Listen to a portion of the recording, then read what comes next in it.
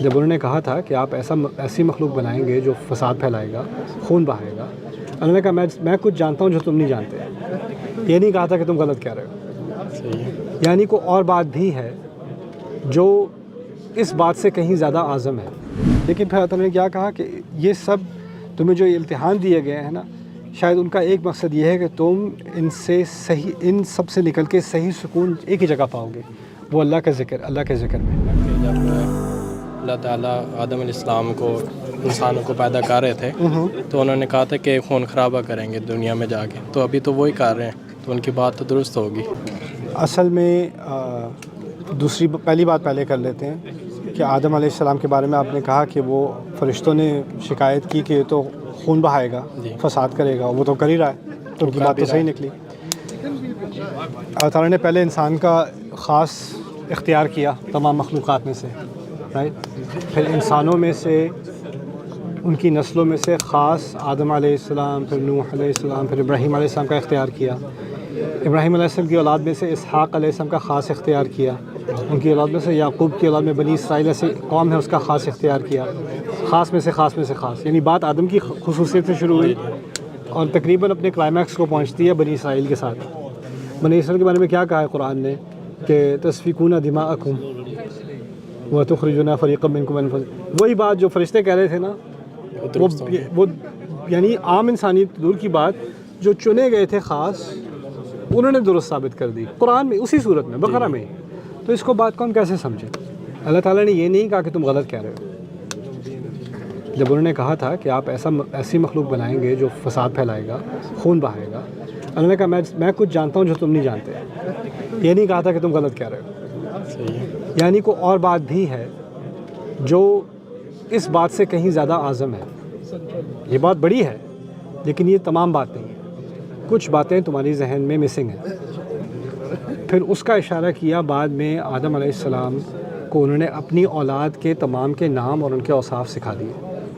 تو قصہ کچھ یوں ہے کہ جب آپ تفسیر کا ذرا غور سے مطالعہ کریں تو آپ کو احساس ہوگا کہ اللہ تعالیٰ نے آدم علیہ السلام کو درختوں کے اور پہاڑوں کے اور بھیڑ بکریوں کے نام نہیں سکھائے تھے، ان کو اپنی اولاد کے نام سکھائے تھے. اور عربی میں نام کا لفظ تعریف کے لیے بھی آتا ہے، یعنی جو خصوصیات ہوتی ہیں کسی کی. فرض کریں آپ کا نام کیا ہے؟ نعمان. نعمان بھی نعمان ہے، چلو اچھی بات ہے. اچھا، تو آپ کا نام بتایا آدم علیہ السلام کو اور آپ کے بارے میں کچھ باتیں بتائیں. اس کو کہتے ہیں علمہ آدم الاسماء. رسول صلی اللہ علیہ وسلم سے متعارف کرایا، ان کے بارے میں کچھ باتیں بتائیں. ابراہیم سے متعارف کرایا، ان کے بارے میں کچھ باتیں بتائیں. فرعون سے متعارف کرایا، اس کے بارے میں کچھ باتیں بتائیں. اب ان کو تمام اپنی اولاد سے متعارف کرا کے ان کے بارے میں ایک کے بارے میں کچھ باتیں بتا کے اب فرشتوں کے سامنے انسانیت کو پیش کیا گیا. عرضہم علی الملائکہ، اور کہا ان کے بارے میں کہہ رہے تھے نا خون بہائیں گے، بتاؤ ذرا یہ کون لوگ ہیں. انبئونی باسماء ہؤلاء، وہ کہتے ہیں ہم تو نہیں جانتے. پھر آدم سے کہا کہ ذرا بتاؤ ان کو یہ کون لوگ ہیں. تو آدم علیہ السلام نے ایک ایک کر کے ہمارا تعارف شروع کیا. ٹھیک ہے. اب اس میں بدترین لوگ بھی ہیں اور اس میں بہترین لوگ بھی ہیں، لیکن بات اشارتاً کچھ یوں سمجھ میں آتی ہے کہ جو بہترین لوگ ہیں نا انسانیت میں، جو ہمیشہ سے جو ہے وہ کم ترین رہے ہیں، یعنی اکثریت جو ہے وہ ہمیشہ فساد والوں کی رہی ہے اور اقلیت ہمیشہ اچھے لوگوں کی رہی ہے. لیکن وہ اقلیت اتنی زبردست ہے کہ وہ اس تمام نظام کو اور اس تمام سکیم کو جسٹیفائی کرتی ہے. یعنی وہ چند اچھے لوگ جو ابھی بھی دنیا میں ہیں، کسی بھی کمیونٹی میں ایک اقلیت لوگوں کی ہوتی ہے، اچھے لوگوں کی ہوتی ہے، اور وہی لوگ جواز معلوم ہوتے ہیں. کہ جب فرشتوں کو اس بات کا اندازہ ہوا کہ اس انسان کے اندر اتنے اچھے لوگ بھی ہیں، ایسی اچھائی بھی ہے، تو انہوں نے فوراً اعتراف کر لیا لا علم لنا الا ما علمتنا. اور پھر اللہ تعالیٰ نے کہا میں نے کہا نہیں تھا میں جانتا ہوں. یعنی ان کو سمجھ میں آ گئی یہ بات، یعنی اس بات کا انکار نہیں ہوا کہ فساد پھیلے گا. اور اسی طرح سے یہی بات سورۃ 3 میں بھی آ گئی کہ انسان کو سب سے خوبصورت تقویم میں، یعنی خوبصورت شکل میں بنایا گیا، اور پھر ہم نے اس کو سب سے نچائی تک بھی پہنچا دیا. ثم رددناہ اسفل سافلین. تو دونوں ایکسٹریمز ہیں انسانیت کے اندر. فرشتوں نے صرف ایک اینگل دیکھا تھا، دوسرا نہیں دیکھا تھا. بات صرف یہ تھی. تو اس میں پھر ایک اور کویشچن بھی آ جاتا ہے، جس طرح حضرت آدم علیہ السلام کی بات ہو رہی ہے کہ ان کو جب منع کیا گیا کہ وہ ایک پھل آپ نے نہیں کھانا، اب انہوں نے غلطی کی، اس غلطی کی وجہ سے اللہ تعالیٰ نے ان کو زمین میں بھیج دیا. نہیں، یہ بھی غلطی ہے. ان کو بھیجنے سے پہلے سورۃ البقرہ میں یہاں تک کہ آدم علیہ السلام کی خلقت سے پہلے، ان کو بنانے سے پہلے اعلان کر دیا کہ فرشتوں کو اعلان کر دیا، اذ قال ربک للملائکہ انی جاعل فی الارض خلیفہ، میں زمین کے لیے خلیفہ بنانے والا ہوں. یہ نہیں کہا میں جنت کے لیے بنا رہا ہوں، اگر غلطی کرے گا تو زمین میں پھینک دوں گا. صحیح. بنایا ہی زمین کے لیے کیا تھا. پھر سوال پیدا ہوتا ہے جنت میں گئے کیوں پہلے؟ جنت میں اس طرح سمجھ لیں جیسے جو میڈیکل اسٹوڈنٹ ہوتے ہیں نا، وہ پہلے لیب میں ہوتے ہیں، پھر وہ سرجری روم میں جاتے ہیں. جو فائر ڈپارٹمنٹ میں ہوتا ہے وہ کنٹرول فائر پہلے ٹیسٹ کرتے ہیں، ٹرائی کرتے ہیں، پھر وہ اصل بلڈنگ جس میں آگ لگی ہوتی ہے اس کو جا کے ہیلپ کرتے ہیں. صحیح. فوجی ہوتا ہے وہ ٹریننگ گراؤنڈ میں ہوتا ہے، شوٹنگ رینج میں ہوتا ہے، میدان جنگ میں جانے سے پہلے. رائٹ. آدم علیہ السلام کو ٹریننگ دی جا رہی تھی، اس لیے ان کو یہ نہیں کہا تھا اخلد انت وزوجک الجنہ، ہمیشہ کے لیے رہو جنت میں. کہا تھا کچھ دیر کے لیے یہاں ٹھہر جاؤ. اسکون کا لفظ ہوتا ہے، سکون کہتے ہیں رکنے کو، یہاں رک جاؤ. جیسے سکون یا ساکن عربی میں بھی جب ہم پڑھ رہے ہوتے ہیں نا تو کسی حرکت پہ سکون آتا ہے یا جزم آتا ہے، اس پہ رکتے ہیں تھوڑی دیر کے لیے.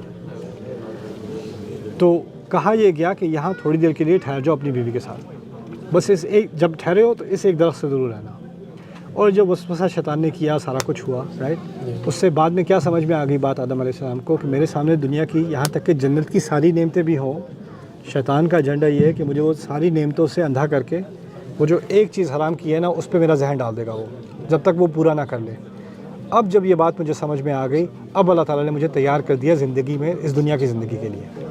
کہ اللہ تعالیٰ نے دنیا کی اکثریت اللہ تعالیٰ نے حلال کی ہے میرے لیے. کچھ چیزیں حرام کی ہیں، یحرم علیہم الخبائث، جو خبیث چیزیں وہ حلال کی ہیں، حرام کی ہیں میرے لیے.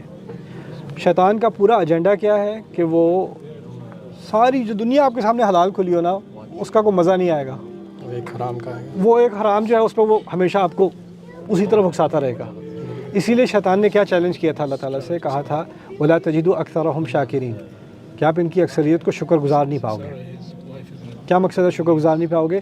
جو حلال نعمتیں ہیں ان کا شکر نہیں کرنا. کیسے شکر نہیں کرنا؟ ان کے بارے میں سوچنا ہی نہیں، ان میں دلچسپی نہیں. دلچسپی اصل اس میں ہے جو حرام ہے، وہ اس کا سارا مقصد ہے. وہ یہ بات ثابت کرنا چاہتا ہے. تو اصل میں جنت کا جو ایکسپیرینس ہے وہ ہمیں دنیا میں، عیسائی فلسفہ ہے کہ ہمیں دنیا میں سزا کے طور پہ بھیجا گیا ہے. قرآن کا فلسفہ ہے ہمیں جنت میں امتحان کے طور پہ بھیجا گیا تھا، تیاری کے لیے. اصل میں ہمیں دنیا میں امتحان کے لیے بھیجا گیا ہے، سزا کے لیے نہیں. ہم ان کی سزا کی جو ہے وہ ان کی سزا ہم نہیں بھگت رہے. یہ عیسائی فلسفہ ہے، اور انفارچونیٹلی یہ فلسفہ ہمارے مسلمانوں میں کسی نہ کسی طرح آ گیا. تو اب ہم لوگ بھی سوچنے لگے کہ آدم علیہ السلام کی غلطی تھی، ہم کیوں بھگت رہے ہیں یہاں پہ بیٹھے. یہ عیسائی کہتے ہیں، یہ ہم نہیں کہتے. یہاں تک کہ آپ دیکھو کہ 2 بڑے مقام ہیں قرآن میں، آخری بات کروں گا اس بارے میں. 2 بڑے مقام ہیں قرآن میں جہاں پر آدم کا قصہ تفصیل سے آیا ہے. ایک ہے سورۃ البقرہ، دوسرا ہے سورۃ الاعراف، دوسری سورت اور 7ویں سورت. دوسری سورت میں زمین کی نعمتوں کا پہلے ذکر ہے، الذی جعل لکم الارض فراشا والسماء بناء وانزل من السماء ماء فاخرج به من الثمرات رزقا لکم.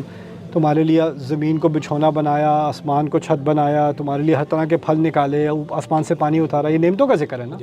یہ کوئی جیل تھوڑی ڈسکرائب ہو رہی ہے کہ تمہیں یہاں پر یہ تکلیف دی، یہ تکلیف دی، بلکہ نعمتوں کا ذکر. پھر آدم کا قصہ شروع کیا.